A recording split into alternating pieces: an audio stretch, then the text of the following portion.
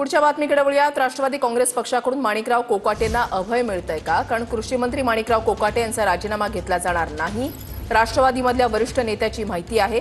कोकाटेंच्या कृतीचा निषेध, मात्र राजीनामा घेण्यात येणार नाही।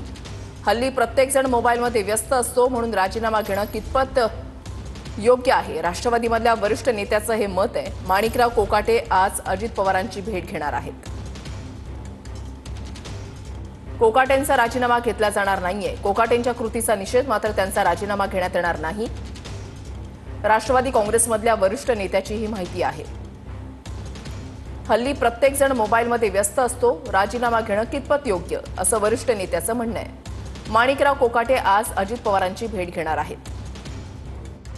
असं वाटतं की आज दादा मंत्रालयामध्ये असतील ते राष्ट्रीय अध्यक्ष आहेत, विधिमंडळ पक्षाचे नेते आहेत, राज्याचे उपमुख्यमंत्री आहेत, ते या संदर्भात त्यांच्याशी बोलतील किंवा त्या संदर्भातली काय असेल भूमिका ते त्या ठिकाणी व्यक्त करतील। नाही, माझं माणिकरावांशी बोलणं होऊ शकलं नाही।